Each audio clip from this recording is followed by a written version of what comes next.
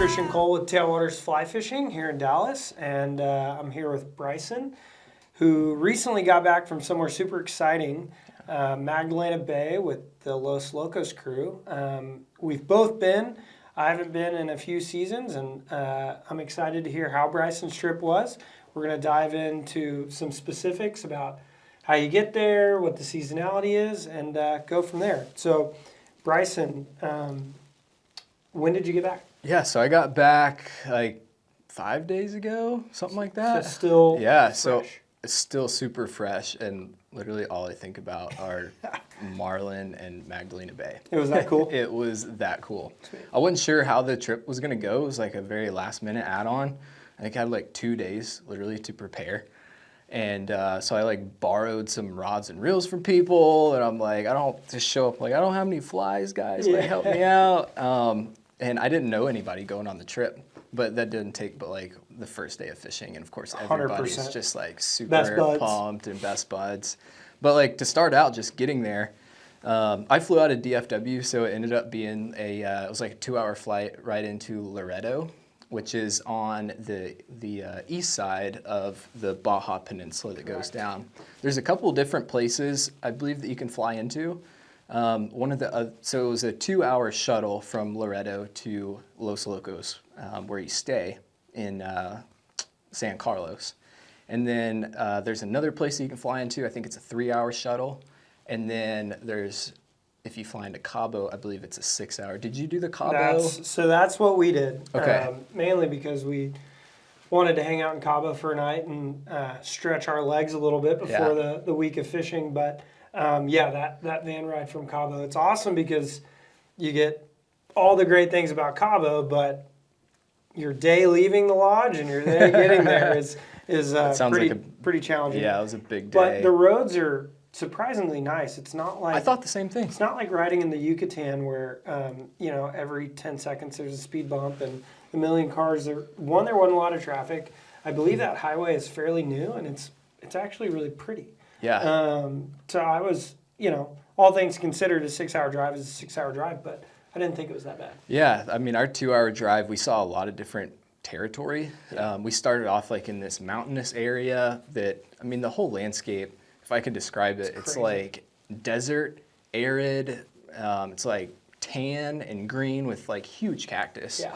And you're like going through the mountains, there's these big drop-offs. It was safe, but like you're going through these canyons and then you get to the other side and all of a sudden it's just like basically flat. Nothing. It's like, there's like cactuses and everything prickly out there. And then you get a little closer to like the west side and all of a sudden it turns into like a farming area, farming community. Honestly, I was like, this looks like South Texas. I mean, 100%. It's just as far as you can see fields.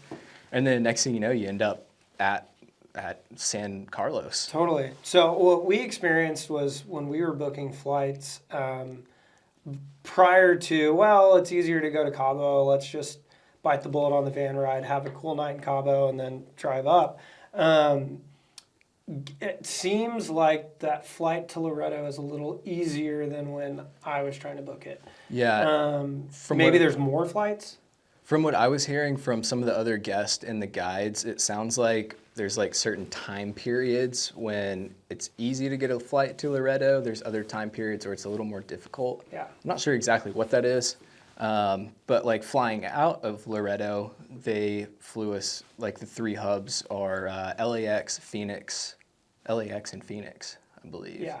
So did you lay over in Phoenix? I laid over in Phoenix, yeah. That's what we did too. So there's multiple ways to get there. It's not that hard to get there from Dallas. There's a few nuances with that Laredo flight. But other than that, the 2-hour van ride sounds pretty sweet compared to the 6-hour one. Yeah, it was sweet, and there was like a place to stop and get beer if you wanted it. You could grab a bite to eat. Yeah. It was like get their burritos, even though they're like tacos. Like, dude, I didn't have them. Did you experience that? So they made something for lunch one day, and it was like a taco, but it was rolled up like a burrito. But they call it a burrito. Yeah. So, and I went back the next because I wanted that same lunch, or I wanted an extra on my lunch, and I was like, man, can I get those burritos, and tacos. he's like, yeah, I know which ones you're talking Yeah. about, but So, I wasn't sure what they were called. If you've spent time in Mexico, you'll know why we think this is funny. I spent a ton of time on the Yucatan, and when I went to Los Locos, this was my first experience in Baja. In general, I'd never been to Cabo or done any of it. So one, scenery-wise, it's way different. But even nuances like, can I have a taco versus can I have a burrito? It's totally different. I think of a burrito like a Southern California burrito where it's big, or a Tex-Mex burrito, Tex-Mex. where it's big and it's, full of stuff. Their burritos are just tacos rolled up. And so all week long we were having this, like, is it a taco, is it a burrito conversation. Either way, the food is delicious. That's what I experienced. It's way different. Yeah. A lot more fresh seafood. Well, different fresh seafood. Because on the Yucatan you eat a lot too, but it's not deep Pacific Ocean stuff. Mm-hmm. Yeah, I think it was like cold water fish per se. And we had, like, the food was really good. I wasn't sure what to expect with the food. The food I thought was off the charts. Yeah. So it was kind of like, it was, of course, like really good fresh Mexican food. But then you also top it off with a ton of fresh seafood. And so we had like lobster one night. Awesome. A lot of the stuff that they catch offshore, they'll like put in the cooler, and you bring it home, and you're literally eating a fish that you caught like 2 hours before. It was little awesome. Funky red clams. Did you see those? I don't know if we had any of those guys. Man. So yeah, we'll get back to the food because the food is a big topic and it's really interesting. Yeah. But so George and Rudy, we were introduced to them. Neil Turner was actually on a trip in Montana, I believe with Sage, and met George and was like, guys, we have to go here. And this was, I don't know, 4 or 5 years ago, kind of around the time that Los Locos was helping some people get there or hosting. I don't exactly know the lineage, but I know that on the side, even though we don't advertise that we book for Los Locos, it's not in our travel catalog, it's not on our website yet, mainly because we hadn't sent somebody to go do it because they haven't had availability. But we were sending people kind of on these exploratory, hey, like, we know these guys really well. We know they're going to take care of you. We personally haven't been. Come home, tell us how it was. But until I went, nobody had gone from the store. And my experience versus Bryson's experience was way different. Yeah. So mine was a very experimental early season. And really, I'm not sure that they're running this program anymore. But I went specifically for roosterfish in Magdalena. And you went on their Marlin, their regular advertised program. Yeah. So I think our experiences were similar. Like, you still got like the gear download, same lodge, and same like everything. It was all the same. It was just a little bit like different time of year, but you're pretty filled in on at least like tackle, what to expect, all that kind of stuff. I went in May, and found that it was really cool. One, roosterfish are really hard, and if anybody that's listening knows me, I am by no means the greatest angler on earth, and don't advertise that I am, but I got pretty humbled by roosterfish. One, I'm not that mad at fish in general. I don't take it too seriously. It's more about the ride for me and the getting there, the people, the food. That's the stuff that I really nerd out on, and the gear and the tackle. Yeah. But when it comes to actually being the guy with the stick in my hand, it's kind of the last thought for me. But I got an opportunity to fish for roosters, and it's really interesting. And then I want to hear about how the Marlin was. But basically, Magdalena Bay, if you look at it on a map, where San Carlos is pretty far away from where you actually fish, whether it be for roosters or for marlin. Mm-hmm. There's not much infrastructure south of San Carlos. There's one little town called Puerto Chale, and if you got to see it, I mean, it's like a boat dock, and that's it. So, your boat runs in the morning for roosterfish specifically in the springtime. I think I went in May. We're really far, like 45 minutes to an hour. And I don't know the name of the town that is on the other side. What is the name of that town? I want to say it's like Magdalena maybe. I think. So San Carlos is here, and there's basically the bay, and then there's that barrier island. and there's a little tiny town up there, and then if you keep following that shoreline all the way down, there's like a cool military base. Did you guys see all that? There's like a big target on the side of the hill. Did you see that target? They're probably having a ton of fun doing target practice. But basically where that military base starts and what the guides call Stinky Beach, which maybe there's a lot of, the birds on the low tides all over that beach. Yeah, so there's a couple of them actually. So that's all I remember is where the military base is and Stinky Beach is your stretch of rooster fishing. And it's, I mean, I'm totally making this up, maybe 1,000 yards for the rooster fish game. So it's not that much area to fish. And when I got there, George and Rudy were talking about why they're concentrating there because they've looked for them all around.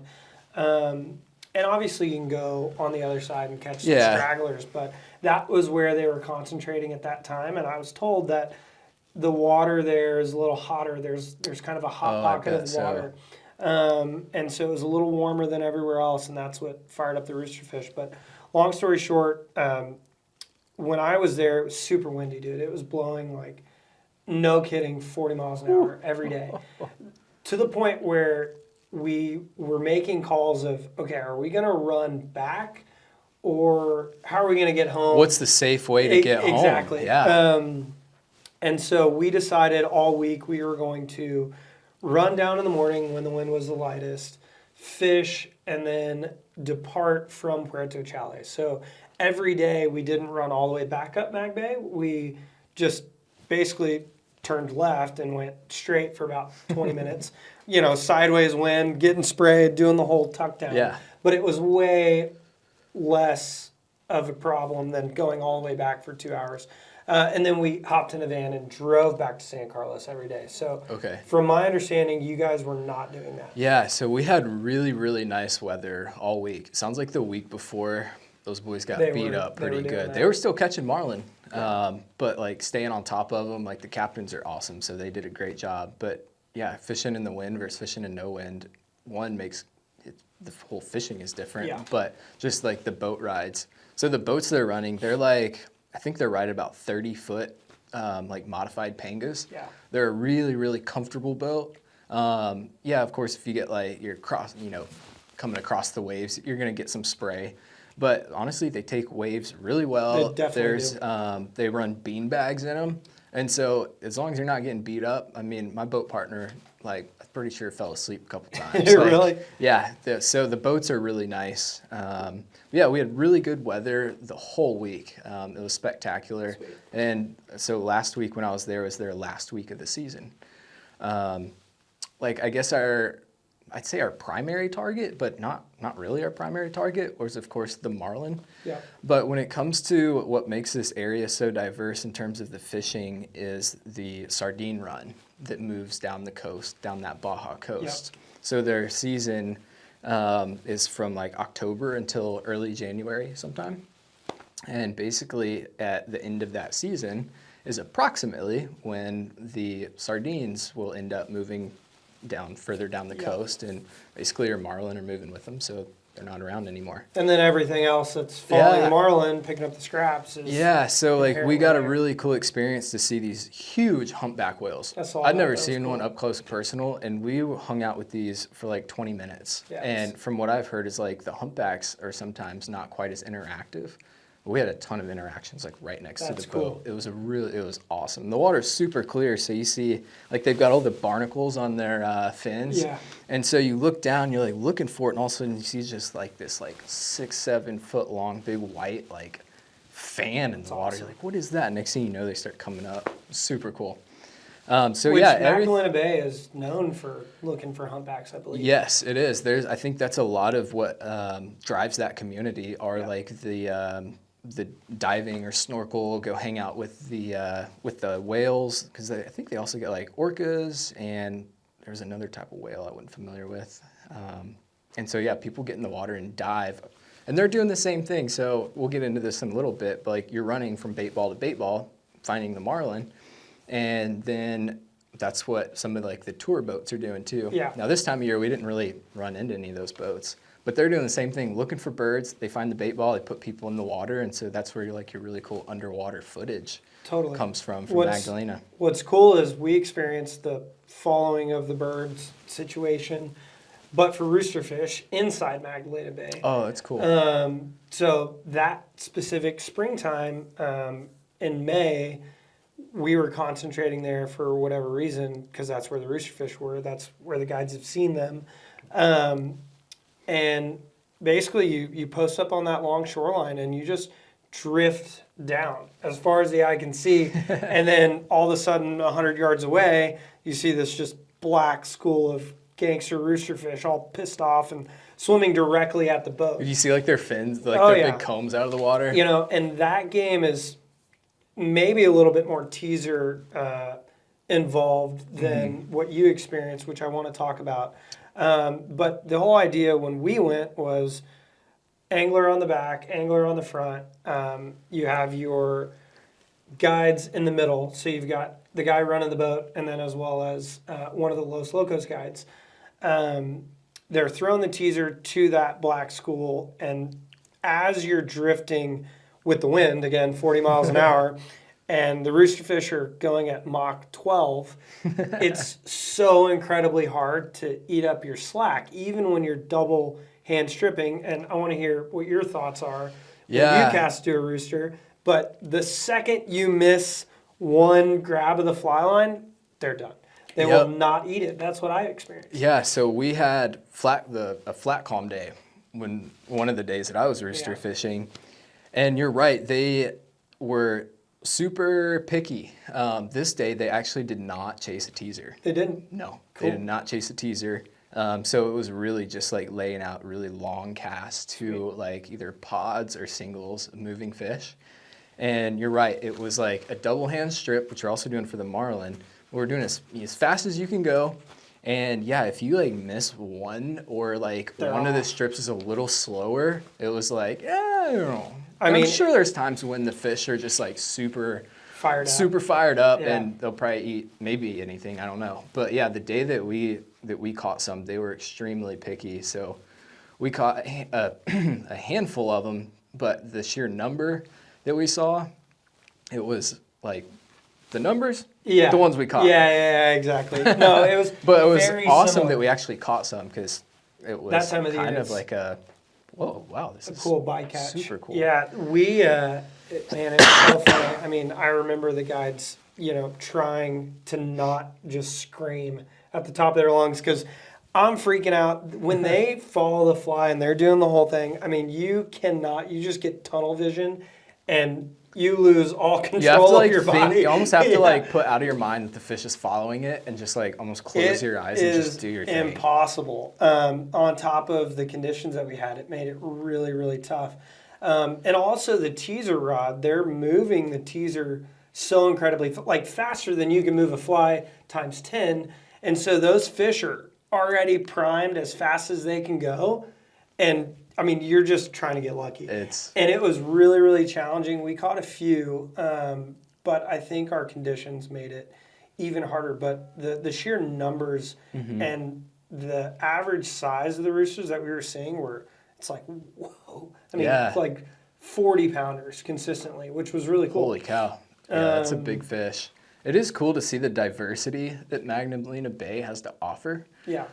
So, of course, you've got roosterfish and the Marlin. Some of the other species that we were able to target last week when I was there were, there were mahi around. Yep. Some of the guys caught mahi. We took a trip one morning. We went we made like a 3-hour boat ride. We're like, gosh, what are we, oh my gosh, are we there yet? They're like, yeah, another like 30 minutes. Yeah. And so we finally just show up, and I guess like the topo of the bottom out there, you just have like these big, humps and whatnot. It kind of follows that mountain terrain coming off the shoreline.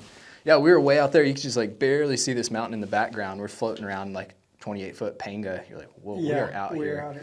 And all of a sudden, the guide's like, hey, we're going to start throwing some spinning rods. Heck yeah. Sweet. And so we saw a little bit of bait on the surface.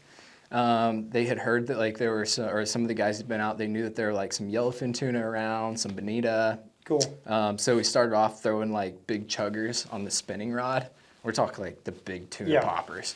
Whomp, whomp, and all of a sudden, Get just crushed. like 12, 15-pound yellowfin just comes screaming out of the water and hammers it. You miss them, and you just keep Is working that your it. first tuna? Oh, yeah. It was first one. That's And I was crazy. like, this thing is awesome. You're like, I can get used to this. Yeah. So we did that for a while.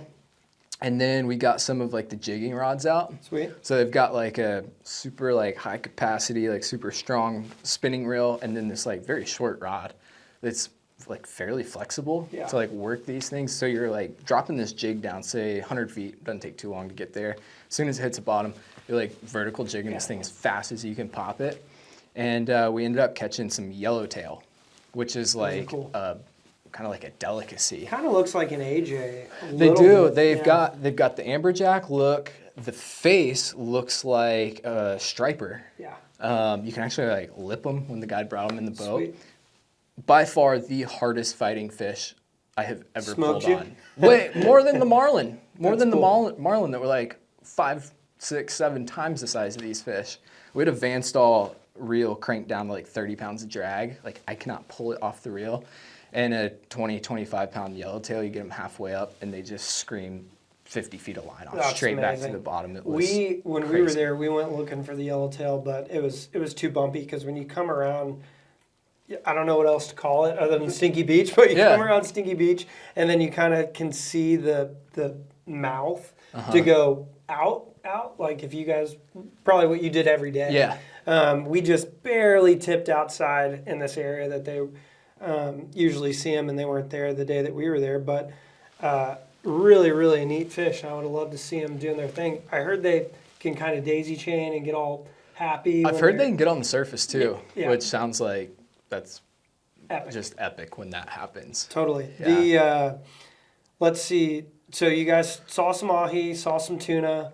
One guy caught a really nice, like 40, 50-pound wahoo on the fly during the week. Yeah, it was really cool because at the end of the day, we were like hanging out in a little restaurant bar area, and one of the guides brings in like this big, basically like soft side cooler with the fish in it. Yeah. And so we're like standing in the restaurant at the bar, and there's like not many places that you just like drag your catch in at the end of the day. I'm like showing it to everybody that's inside cool. the restaurant. Totally. So it was like super diverse. Man, the marlin fishing, oh my gosh. I was gonna say because that's the real. Yeah, that's the show. I mean, that's the that's full real it. deal. So marlin fishing, generally, we take a pretty good boat ride. Seemed like it was about 45 minutes to an hour to get to like where the marlin fishing started. So it's just like nice to know that in the morning when you do get on the boat, you're like, okay, I got a little bit of time. Yeah. Headphones, do whatever. Yeah, exactly. You got a turtle box, whatnot, you know, chatting. And so you actually don't fish in Magdalena Bay for the marlin, which I was like, oh, okay. Yeah. Kind of makes sense now that I see it, but I just hear Mag Bay marlin. I'm like, okay.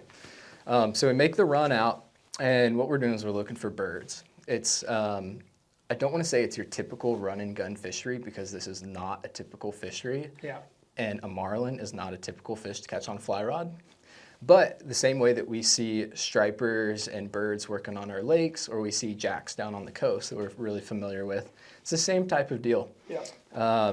So you're looking for these big pods of birds, and the captain and the guide are working together, and then all of a sudden it's like, hey, we got something going on, like way off.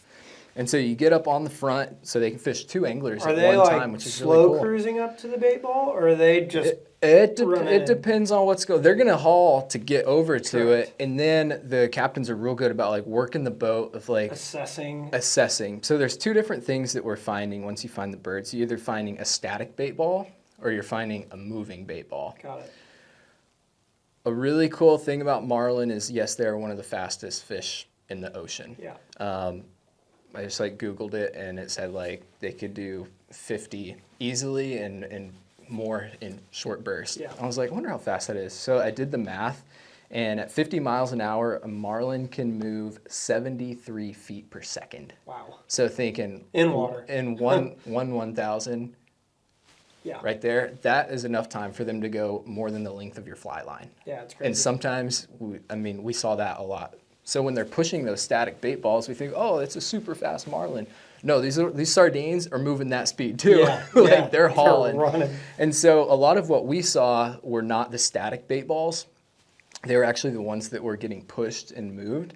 From what the guide said, sometimes those marlin are actually a little easier to catch than the static because they're like They don't have as running much a gun. time Yeah. to think about it. So getting on top of them when they're moving like that can be a little tricky. Captains did a great job. And so imagine you're standing up on these nice decks. They've got one in the front, one in the back, 2 anglers fishing at a time, which is a little different for a lot of saltwater fishing. 100%. It was really cool. And they've got these nice big heavy duty lean bars. So you got all your lines stripped out, you got a fly and a rod.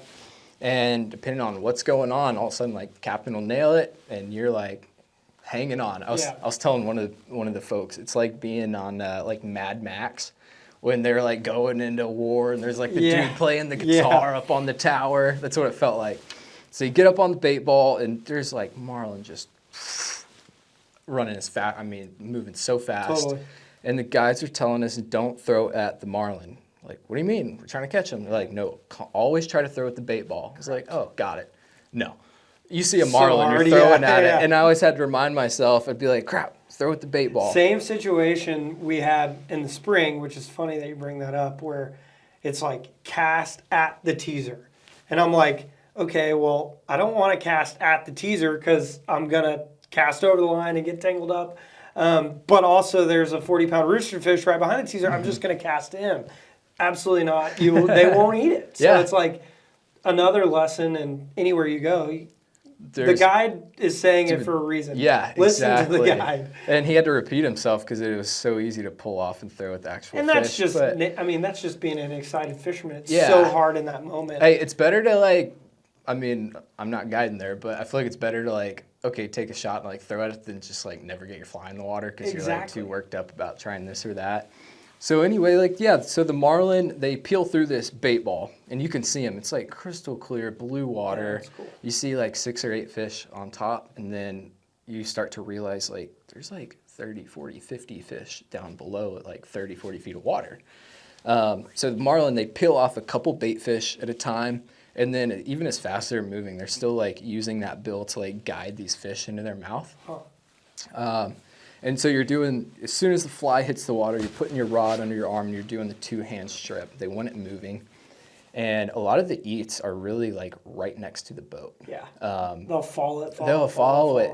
There were so many times, and of course my guide day one told me like, let it sit in the water for like a second or two before you pull it out, because the fish will follow it. Or because they move so fast, you're like, oh, there's nothing around it. Well, they can cover 40 feet of distance in half a second. Yeah. So there were many times when I like did not leave it and I got up close and I was like, oh, they're right there. And I picked it up. And as soon as I made a back cast, like, 120-pound fish just was like, so we finally get the fish to eat. And when they eat, it's just like a big wake. You feel it. And they were telling me, like, basically don't let it go to the reel. Yeah. It's gonna end up on the reel, but basically like hand-to-hand, 2-hand combat with this fish, and you're pulling on them as hard as you can, and eventually using 100-pound, I assume? Yeah, like 80 and 100-pound shock on the front, and I think a lot of them, you just run like straight 80 or 100.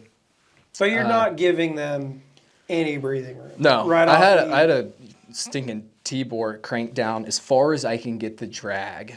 And you're actually fighting this fish, literally just like winching it. You're pointing and pulling straight on it. So, let's talk about the difference or the similarities of other really large fish. Mm-hmm. Marlin would be obviously bigger than tarpon, but tarpon would be the next largest fish that we chase on the fly. So, when you're stripping for tarpon and you're in Mexico or what have you, not using IGFA leaders, it's similar where those first couple of sets are really hard. You can give it to them. The way that a tarpon, or at least my experience when I've caught some really big ones or hooked them, they'll, 180 and they head straight for the hills away from you, do a couple jumps.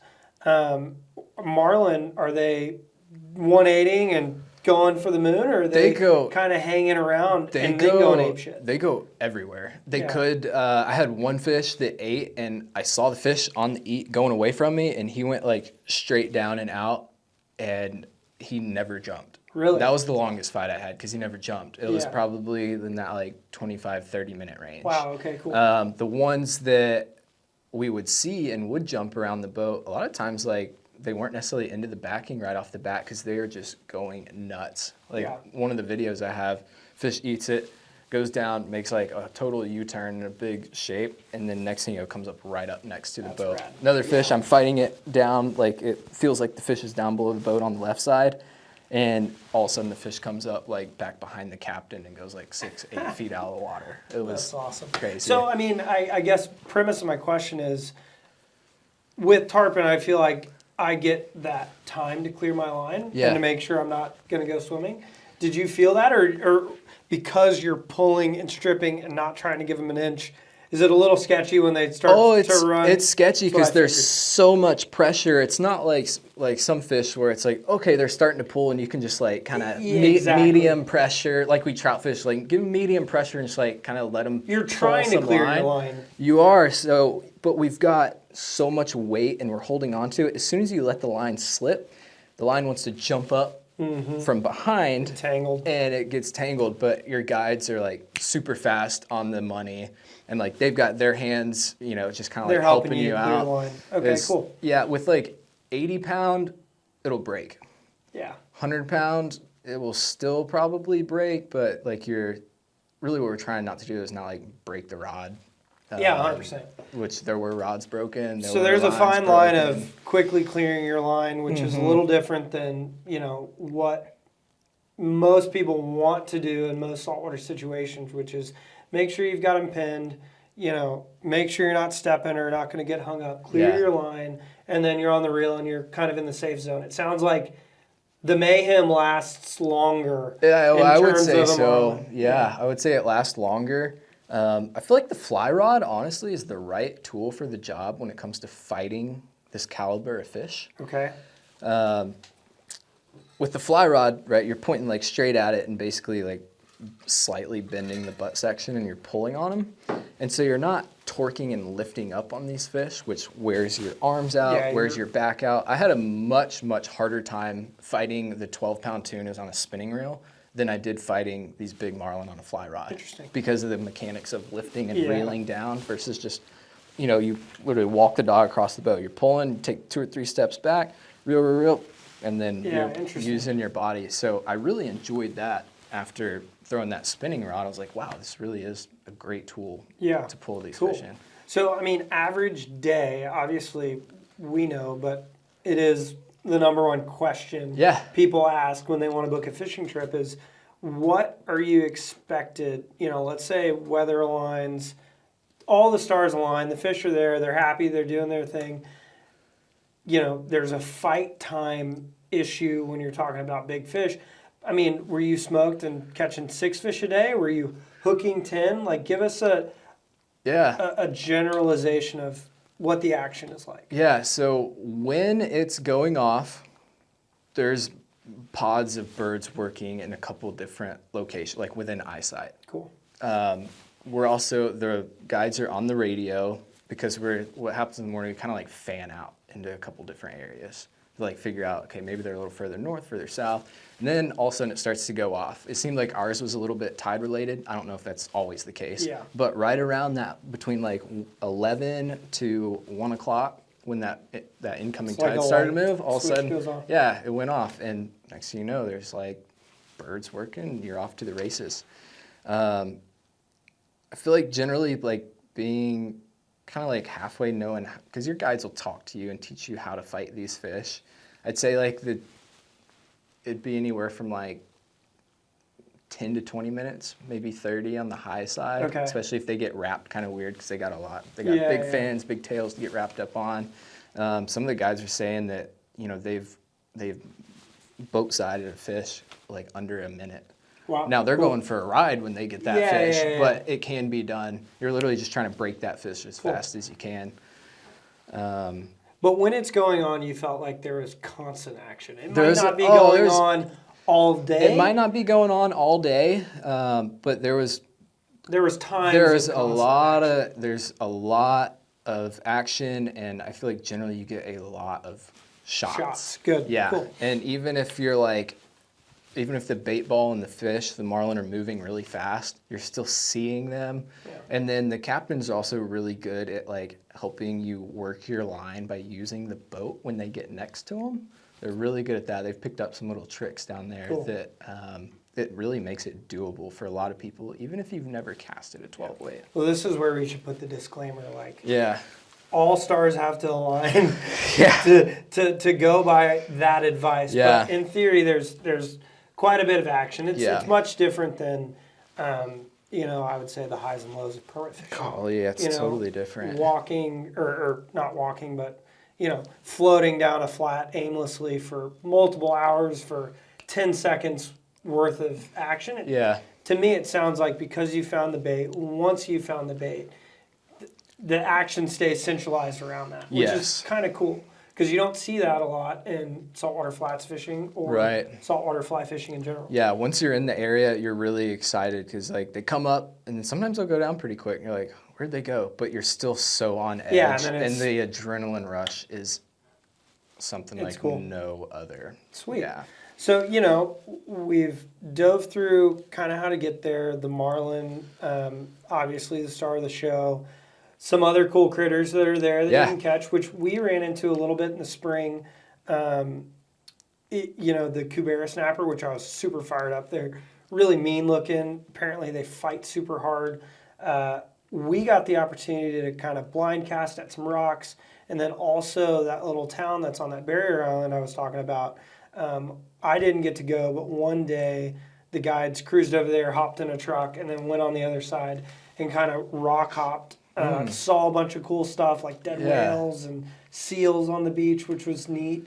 But sounds like that is cool in the spring as kind of an extra like slow day activity. Did you guys do any of that? We did do some of that because throughout the week we did finally figure out that rhythm that, okay, it really doesn't start, we didn't need to be in the Marlin area until 11. And so we had like an hour or two to go do some other cool stuff. So one morning we took a very short ride. It was like 10 minutes, maybe not even 10 minutes. And we were both fishing, like throwing toward this like really pretty beach, and we caught some halibut on a fly rod. Sweet, that's cool. And then we went out and caught marlin in the afternoon. Like, where can you do that? Not very many places. Another day we went and fished like the backside of like this rock area, just throwing like clousers and bait fish.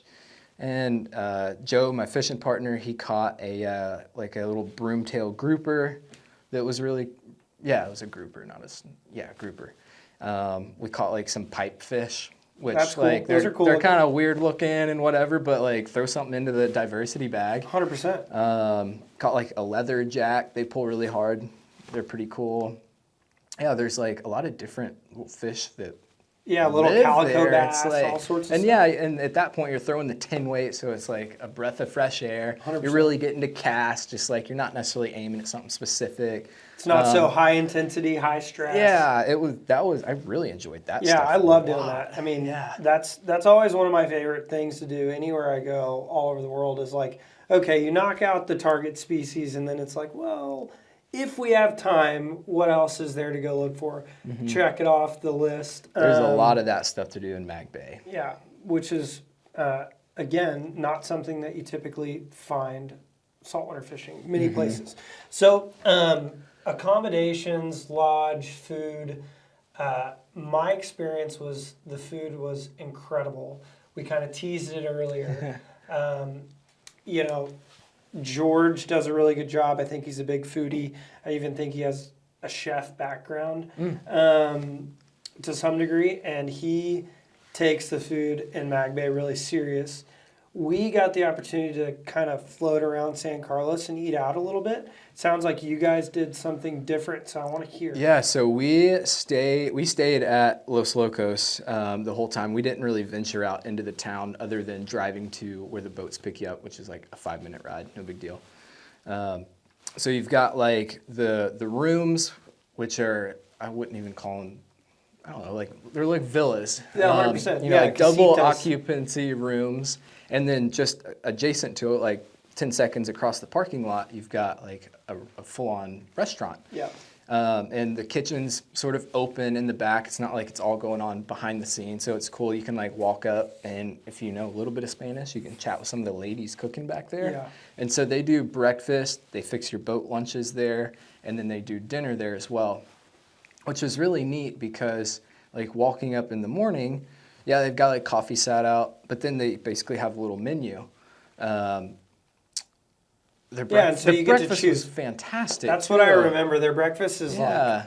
huge pancakes, as much food as you could possibly ask for. Mm-hmm. You're probably not eating lunch if you eat a full breakfast there. Yeah, some of the guys learn. Little tip is if you like their little burritos, like you can order those to like take on the boat with you along with your lunch. What's the chilaquiles? Yeah. Were amazing. I would so recommend if anybody get the chilaquiles. I'm not a breakfast money. at a lodge guy. I'm not a big breakfast guy in general, but I remember their breakfast being off the chain for sure. It was awesome. The lunch program is, I would imagine yours was very similar. Basic, good, filling, Simple, easy. yeah, simple. You get either like a good sandwich, or they'll pack you a little container. It's got like rice and either like shrimp or chicken or whatever. You know, your guide, of course, always has like some hot sauces that you can throw on there. Yep. And it was tough because like you want to be in the fishing, but all of a sudden you're You like, need to I eat. gotta eat, Yeah. or I gotta take a leak, and you're like, crap. Then if I hook into this fish 20 minutes later, yeah. So the lunches were good too. So you didn't go hungry, is what I'm getting Yeah, at. if you went hungry, it was your own fault. Exactly. I will say the dinners were awesome. Like really good Mexican food merged with like seafood. Yeah. So we had like lobster one night, like good shrimp. Their ceviche is crazy. Ceviche is awesome. Where I really thought their food program excelled was in the appetizers. Because a lot of these fish that people agree. are catching like throughout the day, whether it's, a group goes yellowtail fishing. Fresh sashimi when you get fresh sashimi, like sushi kind of stuff. They did like these crab. I know it's like a crab spring roll basically. Cool. It's like deep fried and. Yeah, I mean, killer. All the guests agreed on that trip that if they just didn't even do dinner, we'd be just happy. Just with the apps. Yeah, exactly. And Awesome. and we never ran out of apps either.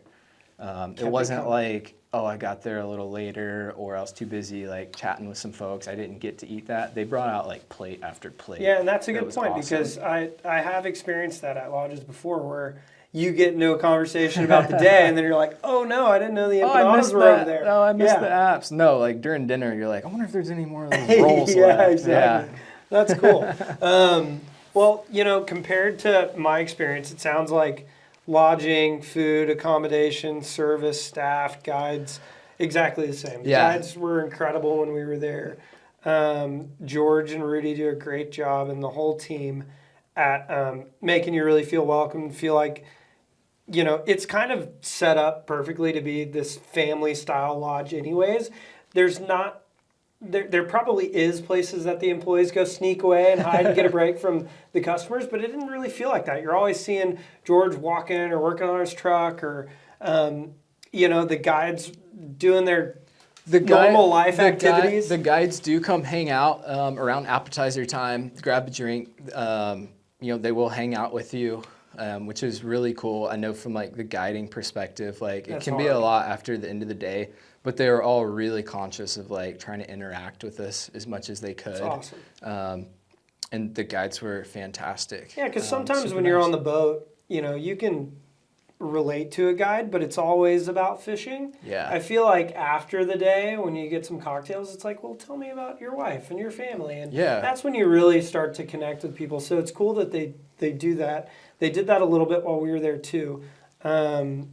Let's talk about other things there are to do at Los Locos. Obviously, it's a pretty jam-packed fishing day. We experienced that there's not much other things to do outside of enjoying the delicious food, the killer fishing, and their little hangout zone. I would say it's definitely catered toward the fishermen, 100%. per se. Now, not saying if you don't fish, you wouldn't enjoy it, because you're seeing birds and whales, and like the whole fishery and the whole landscape is magnificent. Yeah. But yeah, things to do like outside of fishing related activities, I would say there's like a ton to do. Yeah. But there might be. We just had a full-on fishing group, so that's what we focused on. But that Magdalena Bay area, a lot of that economy is based around the whales and the ecotourism, like the diving and whatnot. No, yeah, I mean, and the lodge itself, you know, huge, massive dining room, kitchen area, hangout zone. Mm-hmm. But then they also have a little tucked away bar hangout zone with pictures everywhere. It's really cool. So we found ourselves after dinner. That's where the you know, late night hangout. They've got a TV in there. We had college football on while we were down there, so it was perfect. The guides did a great job with coming in the evening once they were assigned to you. Like, hey guys, you know, here's our options. What are you guys most interested in? What kind of gear are you bringing tomorrow? Do we need to bring extra flies? Like, they're very hands-on with one, making sure that you're set up, making sure that you're comfortable, and just getting you excited for the next day. So they did a great job with that. Yeah, you know, obviously we were pretty much a one-trick pony when we went. We didn't have quite as much opportunity for diversity. You know, the Marlin thing wasn't going on. Sure, we could go find mahi or something if it wasn't blowing 40, but we were pretty pigeonholed. So we used, you know, primarily 9s, 10s, and 11s when we were there. A little bit of a sinking line program for if you wanted to bang on the rocks or the Cabera. But I'm interested to hear what the end-all, be-all, if you were to go again or you were to sell it to a customer, what do they need to bring? Yeah, so I'd say like 2 12s and 2 10s. Your 12s handle the like all the marlin stuff. It'll handle the tuna, and then like on the 10-weight side of things, you've got like your rooster fish and your inshore species. Okay. So on the 12s, spooled up with a sinker, with like a sinking. Seemed like the sinking line was helpful. One, not that the flies are sinking down of super far ways, but sometimes these bait balls could be anywhere from either right on the surface, or they're down 2, 3, 4, 5 feet. Correct. And so having that fly, or feeling like being confident that your fly is a little bit further down in the zone where like the bait fish are actually at, was nice. Well, and keep in mind the flies aren't this big, that are going to sink pretty quick. They're our this small bait fish were like this, and our marlin flies are, you know, and so that's a lot of material. 8 to 12 and inches. A sinking line just helps get it down enough to sink some of that material. It won't float. Yeah, exactly. So the sinking lines were also nice if you could handle it, because they're moving so fast that literally one back cast and to be able to send it 30, 40, 50 feet was really, really nice, as opposed to 4 or 5 to get a floating line out there. Something to note about the flies that they're running, these big bait fish imitations, is like these marlin aren't dumb. Like, they know what a real one looks like, and they know what a fake one looks like. And so to have that fly ride true and ride, you know, straight up and down like a bait fish swims was a key. So if you're buying flies or if you're tying them yourself, which some people enjoy doing for this type of experience, make sure that you're keel weighting flies. And they have good video. Los Locos has a really good video on how to do that. Make sure you're doing that, because there will be times when your fly starts running a little weird and you'll see fish look at it and turn off, and you're like, oh no. Like, there's your sign to either like switch flies or check your fly, make sure it looks good. No, that's a great tip. And now that we're on the point of flies, I mean, we get beat up all the time, you know, with all the destinations that we do. What are the secret flies? Where do we get them? We sell a lot of them, but marlin in specific, I mean, it's you different can't go than buy them. it's different than like a Dorado fly that we might stock, Or a rooster fly. Yeah, like they are big bait fish, but they're not big bait fish. Well, and you physically, nobody makes the right ones. So I was told, and I believe it's still the same, you know, your guides are there. They know this is maybe the one place that I would say lean heavily on getting your flies there. Yeah, the guides tie a lot. They have them on a wall, and so the first night that you're there, like before or around appetizer time, after you get settled in, the guides would have you bring all of your gear over to the restaurant or the lodge, and they would help you out. They'd, all right, do this, that. A lot of them, they pull it all the way out and they check your bimini twist, which I'm like, thank you. They're like, you trust it? I'm like, I do trust it, but like, thank you for asking, because they're more than happy to like Or at least they act more than happy to tie your new Bimini twist and whatnot, which is great.